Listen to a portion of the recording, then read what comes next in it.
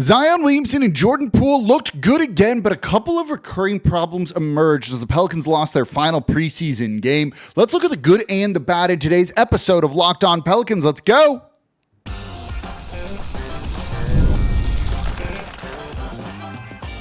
You are Locked On Pelicans, your daily New Orleans Pelicans podcast, part of the Locked On Podcast Network, your team every day. Welcome to another edition of Locked On Pelicans, the daily podcast covering your favorite team, the New Orleans Pelicans and NBA, part of the Locked On Podcast Network, your team every day, available wherever you get your podcasts and available on YouTube. I'm your host, Pelicans Insider, credential member of the media, Jake Madison, at NOLA Jake on Twitter, here with y'all on this Friday, final show of the week.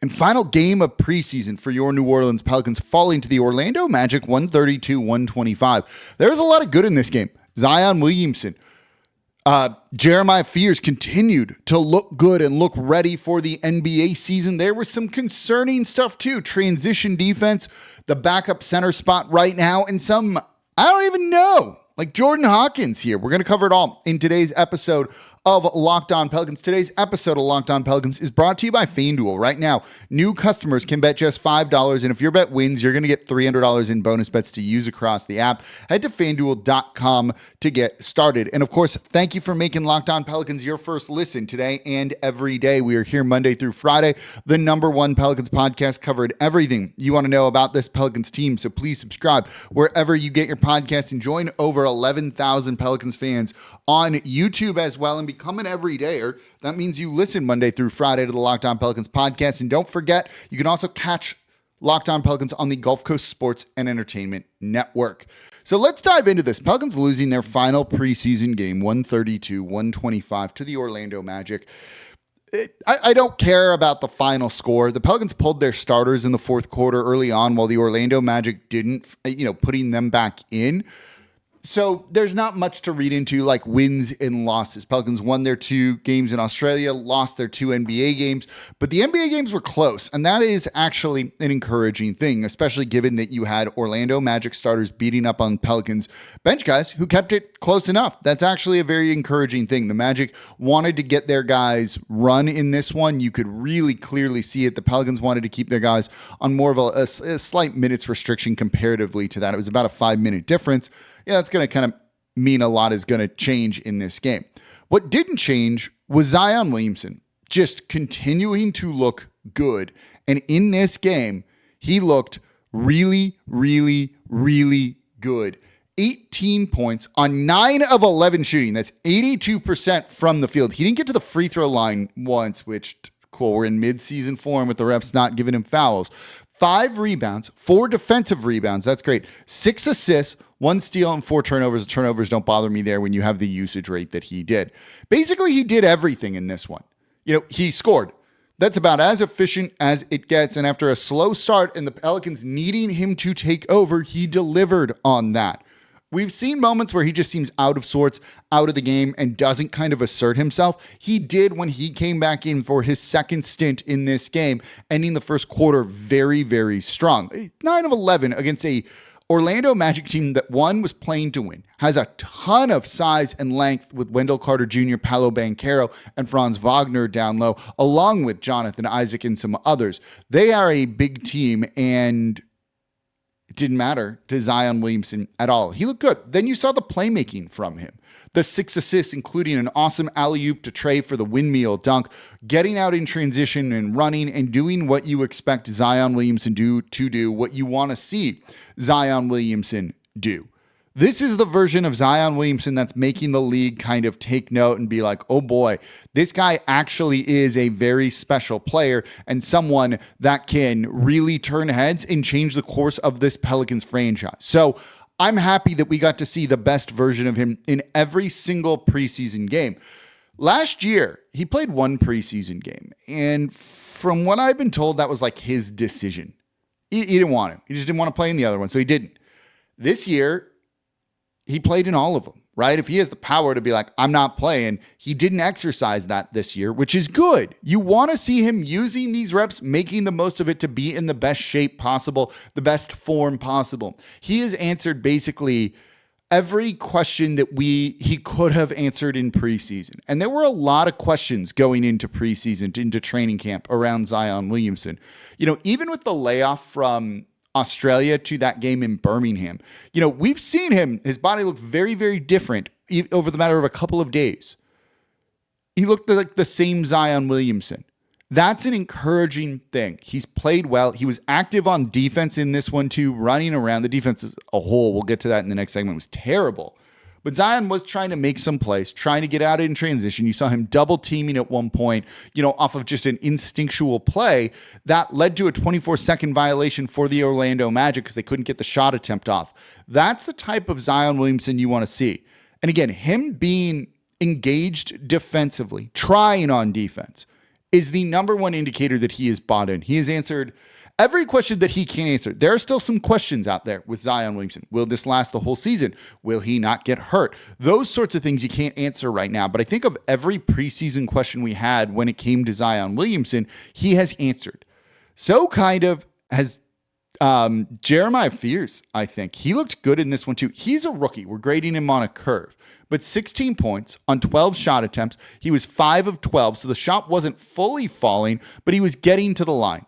5 of 6 from the free throw line, 6 rebounds, 2 assists, just 3 turnovers, really cutting down on some of the dumb mistakes that we saw from him. He's a rookie. He's going to make dumb mistakes. I'm not worried about it. But you see the flashes of him. And when you watch him in the pick and roll, and I'll do a deeper dive on this next week, this dude is going to be a playmaker out of the pick and roll. He already kind of is. You see it. When he is the ball handler in pick and roll situations, he does a phenomenal job of finishing and doing exactly what you want to see and using his speed and the space generated by a big in a very smart and crafty way. He doesn't go too fast where the pick doesn't matter. He's learning. He's kind of figured out how to use some of that stuff. That's usually the biggest adjustment struggle that rookies make to the NBA level, but he's kind of got some of the veteran things down. That's highly encouraging. This game, he finally started getting to the line more and making his free throws. When he plays downhill like that, it puts so much pressure on a defense. He will be very much in the rotation to start the year. Pelicans, by the way, 72 points in the paint. They're killing it in that. That's what you want to see. That's back-to-back games, I think, of 70 plus in the paint now against NBA teams that are trying. And good NBA teams. The Rockets defense is good. The Magic's defense is good. Both those teams struggled with offense, but the defense is good. That's what you want to see. If the Pelicans are able to score like that, the three-point shooting is something we'll talk about next week, and they were lacking that certainly here. 9 of 31 for 29%. But if you score in the paint like that, you're going to win a lot of games, and you're at least going to stay in these games. And Jeremiah Fears is showing you exactly what he can bring. What I also loved is, look, sometimes they took away the rim and he rose up for a mid-range jumper, took it, made it, using the glass, using kind of a little stop-and-go move. He has looked really, really good. I was worried about what he would look like at the NBA level as he started to adjust. And you're starting to see, maybe we don't need to be too worried about him. I was on with Locked On Fantasy Basketball host, make that your second listen today, Josh Lloyd, Locked On Fantasy Basketball, part of the Locked On Podcast Network, your team every day. And he thought Fears might be one of the worst players in the league this season. He's not going to be one of the worst players in the league this season, especially if they pair him with the right guy. No more small backcourts, please. Not him and Jose Alvarado together. Love both those players, but that's not what we're doing here. If you put him in the right lineup, and I'd love to see more of him and Zion Williamson pick and rolls as the season goes on, I think he's going to be a very effective player. He'll be a rookie. He's going to make rookie mistakes. The defense will not be there, but you've really already seen a lot of growth from him just playing against NBA level competition and looking like he belongs. Jeremiah Fears has the goods. You can really see that he will be a lead guard in this league, particularly if the three-point shot starts to fall, and he's really showing flashes of that shooting touch and that shooting stroke. I am highly encouraged. Again, we're grading on a curve, but I am highly, highly encouraged with what we've seen from Jeremiah Fears to start. So coming up next, I want to look at the defense and what to make of a couple of other players. What do you think of Jordan Hawkins in this game? It's actually tough to get a read on that. Let's talk about that. That's coming up here next in today's episode of Locked On Pelicans. Today's episode of Locked On Pelicans is brought to you by Wayfair. The holidays are going to be here before you know it, and that's exciting. But getting your home ready for guests and celebrations can feel like a lot. So maybe your servingware needs a refresh, or your guest room could use new bedding. Wayfair has everything you need to get your home holiday ready. From Christmas trees and wreaths to bedding, cookware, outdoor inflatables, it's your one-stop shop for every room in the house. And Wayfair makes it easy to personalize your home for the holidays with a huge selection for every style and budget. And with free and easy delivery, even on big things, you can get everything you need without the hassle of delivery fees. Look, I've basically furnished every place I've lived in with Wayfair. I have a truck. I can't go carry a couch or things like that, whatever it might be, a table. I don't have room to transport that, so just get it delivered for free. You know how much easier that makes it? Also, by the way, if you're just looking for like decor, it doesn't have to be for furniture. I got an awesome print of a Jordan 1 that's hanging in the kitchen in Saints colors that came off of Wayfair. It just makes everything super simple all in one place. So get organized, refreshed, and ready for the holidays for way less. Head to wayfair.com right now to shop all things home. That's WAYFAIR.com. Wayfair, every style, every home. And thank you for making Locked On Pelicans your first listen today and every day. We are here Monday through Friday, the #1 Pelicans podcast, covering everything you want to know about this Pelicans team. So please subscribe wherever you get your podcasts and join over 12,000 Pelicans fans on YouTube as well, and become an everydayer. That means you listen Monday through Friday to the Locked On Pelicans podcast. And if you're an everydayer, let me know in the comments down below. And if you're not an everydayer, it's okay, but try making, if you're a one day a week guy, or woman, try listening twice. For your second listen, it's got to be Locked On Fantasy Basketball. I just talked about him. Josh Lloyd gives you the #1 fantasy basketball podcast with daily tips, helping you win your league while making you a smarter NBA fan. Find Locked On Fantasy Basketball on YouTube or wherever you listen to podcasts. Part of the Locked On Podcast Network, your team every day. So let's look at some of the bad of this Pelicans game. And this is kind of a trend over the last 2 games, in my opinion, and that is transition defense. The Pelicans got worked in transition in this game. It was not particularly great, and in fact was like outright concerning. So there's kind of 2 forms of transition that you can look at here. You know, there's off of turnovers. You turn the ball over. Pelicans turned it over 15 times. If it's a live ball turnover, your opponent can get out and run and they score. And that shows up as fast break points in the box score. Here, Orlando only had 14, one more than the Pelicans, who had 13. But there's actually more to it than this. You know, one of the things that you want to also look at in terms of transition is running off of makes. I've long said the best way to have a good defense is make a bucket. Your defense can get back, get set, and defend and force, your opponent into the half court. Unless you just get back slowly. And frankly, that happened to the Pelicans regularly in this game. It was not great. Their transition was really, really bad here. Their transition defense was particularly bad, and it just allowed the Orlando Magic to go out and do almost whatever they wanted to do. The Orlando Magic ran and got into transition opportunities after a ton of Pelicans makes in this one, right? Pelicans would make it. Orlando has to inbound the ball. So you got to have someone step out of bounds. You got to get them the ball. Then they need to inbound the ball, right? It should give you time to get back. And there were multiple times that the Orlando Magic raced down the court and beat New Orleans and beat the Pelicans like to their own basket. That can't happen. You saw Willie Green be furious on the sideline during this. And you saw a similar thing against the Houston Rockets too. They absolutely cannot get beat after makes, right? It's just you make a bucket and then the opponent gets a layup, and you cannot have that happen. This is an effort thing. Look, it's one thing after a live ball turnover.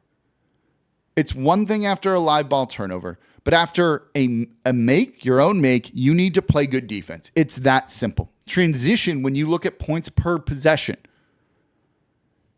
all of a sudden, and I have access to Synergy now, by the way, if you know what that is, it's a great tool here that's really going to help the coverage on Locked On Pelicans and really give you some insight you can't get anywhere else. You know, when you look at point per possession or point per play type, one of the two, or point per shot attempt, shot type, all those things, transition is where it's going to be the highest. It's always in transition, is it the highest? And so for the Pelicans to just get beat that way where you're giving up high efficiency shots, like That's not okay, in my opinion. This is something that Willie Green needs to be on the team about. And again, you saw this. You saw him be furious when it came to all of this. So that's good. That's what you want to see. But that's an effort thing. This is a players thing. They need to get back and do what they need to do to defend. This has been a trend over 2 games. If you have this leak into it's kind of a pun, like leaking out in transition. Not intended there. If you do this during the regular season, your defense is going to get eaten alive. You can't do that. Don't make it harder than it needs to be. It's, again, one thing after a live ball turnover, but if the Pelicans are not getting back after made baskets, it just cancels out the made basket you just had, and you're never going to be able to get ahead. And that's not what you want to see this team do when they're already not fighting an uphill battle, but it's going to be a little bit tougher. So layups after makes, you can't have that happen. One of the concerns too here is the 3-point shooting. They have not been good from 3 against NBA teams. They were not great against the Houston Rockets. They were terrible here, 9 of 31. They need to figure out where these shot attempts are going to come from. It really seems like in the starting lineup, it's going to be Trey and Jordan Poole. They combined for 16 of those 31. That's actually a pretty good number right there. Hawkins added 7 off the bench. We'll talk about him in a second. These guys got to be making them more. Trey did his job. 4 of 8. He finished with 18 points, 7 rebounds, 3 assists, just 1 turnover, 4 of 8 from 3, 7 of 14 from the field. He was good in this one. Jordan Poole also good because he was getting to the line. 21 points on 15 shot attempts, but the 3 ball wasn't falling. 2 of 8. But he can impact the game in other ways, a little bit different than CJ McCollum, and you can see why they traded for him in that. I've been calling it, I don't know if it's a word, I'm not going to look it up, dynamicism. Right? It just adds that kind of more dynamic play to the team, and they've needed that. They need these guys that can, dynamicism, I'm going to just roll with it now, is creation, is kind of what I'm thinking with it here. Not quite, but it's similar to that. They needed more of that. They're getting that, whether it is Jordan Poole, whether it is Jeremiah Fears, or even Trey Murphy a little bit too. And you saw it in this one too from Herb Jones, creating an alley-oop opportunity for Yves Missi. We'll talk about him in the third segment here. So they need to still figure out the shot attempts. It's preseason. Not everyone's playing a full allotment of minutes, so who knows what this would look like. But you need these shots to fall. And they are generating some good looks, but some are not good looks. So they need to find the right balance of that. I want to ask y'all a question. What did you think of Jordan Hawkins in this game? 15 points, 6 of 11 from the field, 2 of 7 from 3, 1 rebound, 1 assist, 1 turnover. Was he good? That doesn't look terrible off the bench, 15 points. But I thought it was very telling that he played under 5 minutes in the first half. And then Willie Green pulled him. He didn't look good. Basically, all of his work, and run here came in the second half of this game. You're going to need him to be a part of this rotation, a part of this roster, at least to start the year. We just said you really can't run Jeremiah Fears and Jose Alvarado in the backcourt together. At least you could maybe run Fears and Jordan Hawkins. But not if Hawkins isn't going to do anything, and not really contribute in the beginning of the game, leading to a quick hook from head coach Willie Green. They need to kind of figure out what his role is going to be and just really slot him into that. It's great that he scored in other ways. I don't want to discount that, but you need him to make threes. It's kind of as simple as that. If he's not making threes, can you get someone who contributes in other areas? Here he had 4 mid-range makes to 2 3-point makes. Scoring. You got to put the ball in the hoop, right? But this team needs the threes. We just went over that 31 attempts and only 9 makes. If he goes 4 for 7, this is an entirely different thing here, right? That had 6 points, and all of a sudden he's looking at 21 points here. That'd be great night. That's the type of Jordan Hawkins they need. The mid-range stuff can get filled by somebody else who plays better defense or who rebounds better. That's what they're going to need to try and figure out with him. But the scoring's kind of there. He's able to contribute in other ways. The defense is not good. There's certainly that. What did you make of Jordan Hawkins, right? I would say he's not played well in preseason because he hasn't been feeling like an impactful player, I think. And that's something that does kind of concern me here. When you look at plus minus, he was by far the worst on the Pelicans at minus 21. Next closest was Herb Jones at -11. That's not great, right? Like, that's not great. Jeremiah Fears was -5. Jose Alvarado in limited minutes, -2. Hawkins is going to need to kind of figure out, they need to figure out what his role is. We kind of know what his role is, and then he needs to nail it. I don't think he did in this game. Coming up next, the center position. We got to talk about it. It was not great in this game. Let's talk about that coming up here next in today's episode of Locked On Pelicans. Today's episode of Locked On Pelicans brought to you by FanDuel. The NFL season is here. NBA is about to begin, and you don't want to miss this great offer from FanDuel. Right now, new customers can bet just $5, and you're going to get $300 in bonus bets if you win. All you got to do, pick a bet, put down $5. If it hits, you're going to unlock $300 in bonus bets to use across the app. It just makes watching sports a little bit more fun when you've got something riding on the action, and FanDuel gives you so many different ways to play. You can build parlays for a bigger payout. The player prompts are always fun. You can even follow live during games with live updated lines if you miss the start. So whether you're a casual fan or you just love diving into the stats to get an edge, FanDuel makes the game day experience so much better. So don't wait anymore. Visit FanDuel.com to download the FanDuel app today and get started. And you're going to get $300 in bonus bets if your first $5 bet wins. You can do that over at FanDuel.com to download the FanDuel app. And thank you for making Locked On Pelicans your first listen today and every day. We are here Monday through Friday, the #1 Pelicans podcast, covering everything you want to know about this Pelicans team. So please subscribe wherever you get your podcast and join over 11,000 Pelicans fans on YouTube as well. And become an everydayer. It means you listen Monday through Friday to the Locked On Pelicans podcast. And don't forget, you can watch us on the Gulf Coast Sports and Entertainment Network as well. For your second listen, it's Locked On Saints. Saints at Chicago. What's that going to look like? Ross Jackson making sense of everything black and gold over at the Locked On Saints podcast, part of the Locked On Podcast Network, your team every day. I got to do this kind of quickly. I've gone a little bit long. I like talking basketball, even preseason basketball. I've got my shows planned out for next week, barring any news. It's going to be a lot of fun as we get you set up for the NBA season here. So the center position I thought was rough for the Pelicans in this game. And this is to be expected here, right? Messi did his job. 6 points, 7 rebounds, 3 of 6, a block. Not a great defensive rebounding performance from him, though. 7 rebounds sounds great. 3 of them were on the defensive glass. Now, you did not see the same kind of damage from Orlando in terms of second chance points. Pelicans did them in that 20-15.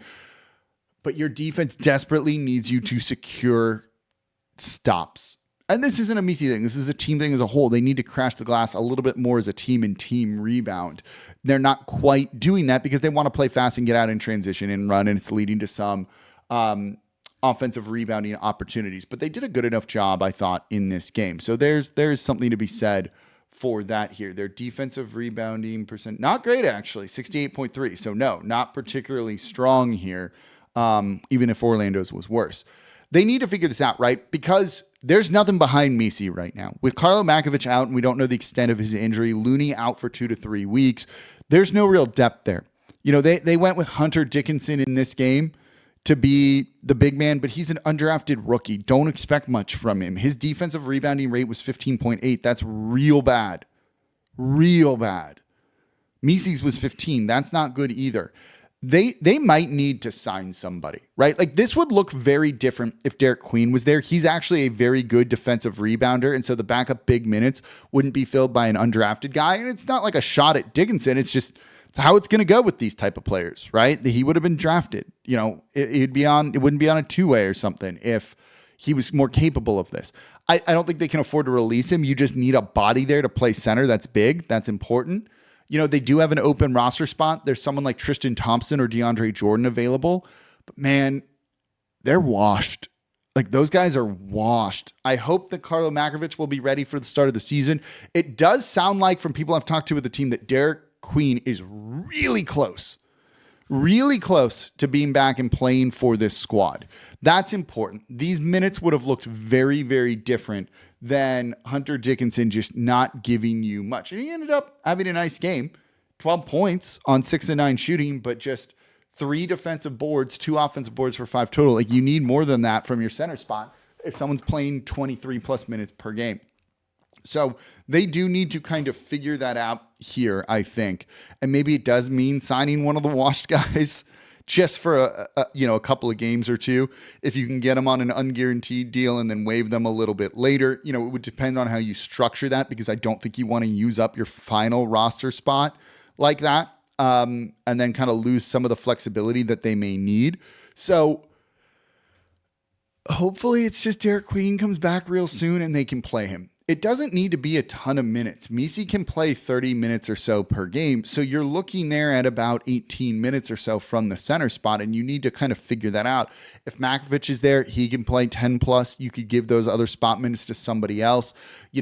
I don't think they want to run Zion at the 5. I wouldn't recommend that, but you could probably do so in a pinch.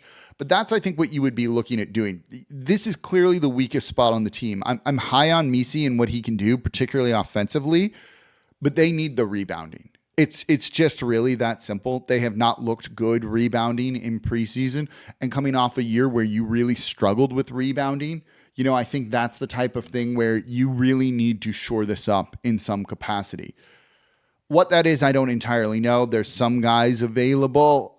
None of them particularly excite me to hurt any future flexibility. It's too early to make a trade. So maybe the Pelicans just have to weather the storm, but it's a tough start to the year. Can they afford to do that? I'm not sure. But that is a glaring hole, a glaring weakness for this team that we have seen in preseason.